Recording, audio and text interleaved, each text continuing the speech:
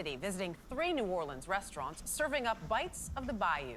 We'll venture to the Garden District, where a commanding, historic establishment has a female executive chef for the first time. And we visit author and chef Toya Bodie, who channels her culture and family through her cooking. But first, we sit down with renowned chef and restaurateur Edgar Duke Chase. Along with his cousins, Chase is upholding the legacy of their grandmother, Leah Chase, known as the Queen of Creole Cuisine. Their newest restaurant, Four, honors the family's 4 generations. That's where he met our Michelle Miller.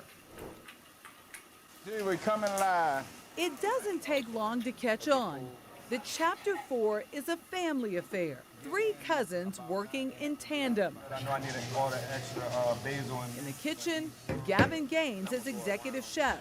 You got it. Beverage director Eve Heidel behind the bar. Oh, that's beautiful. Isn't that gorgeous?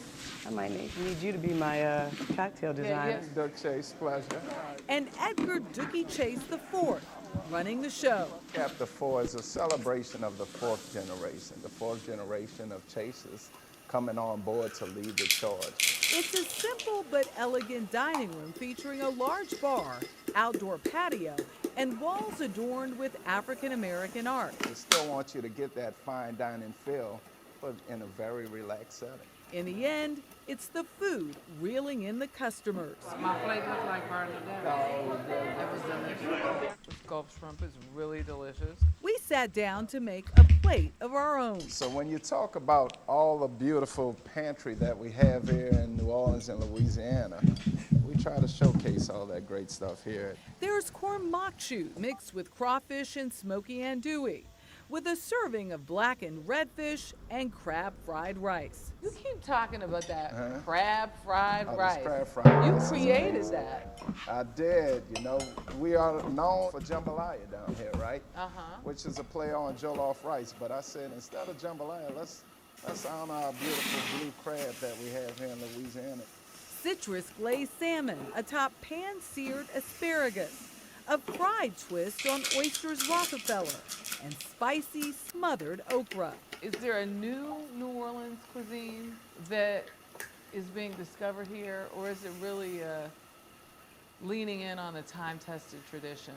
I think we're leaning in on to our roots. We're celebrating everything that we have here locally. That's why I say Creole cuisine is the all-star of all cuisines, because what we took was the best of each and every culture that brought something here and made a cuisine out of it. For dessert, there's this densely rich cheesecake drizzled with his grandma's favorite berry glaze, the perfect match to a berry mint rum cocktail called Leah's Garden.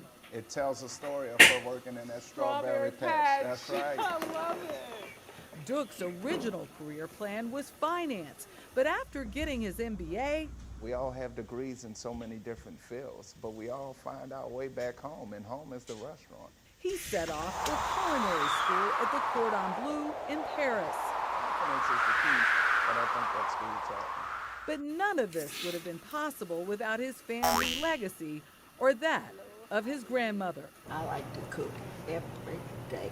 A legacy baked into his DNA.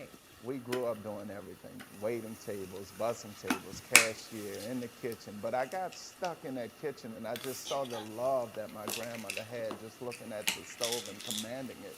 And I fell in love with the kitchen right then.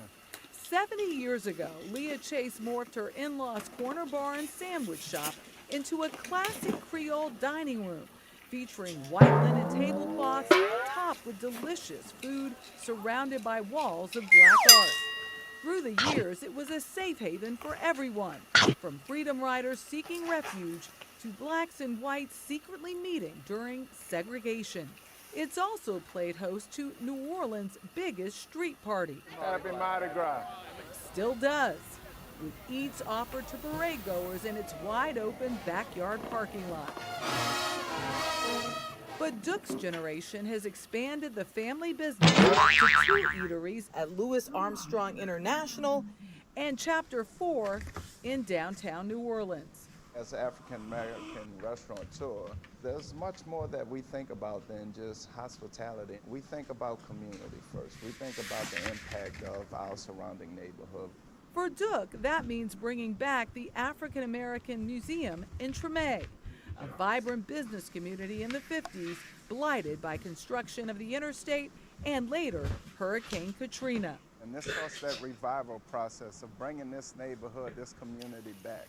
We're talking about African American businesses. We want to bring those back. Good to see you. A lot of generational businesses don't make it. Why are you? They understood how to create that family connectivity. We didn't miss a birthday, we didn't miss a Christmas, we didn't miss our beach trip. They created such a close-knit family between me and all of my cousins to understand that there won't be a squabble as we continue this legacy.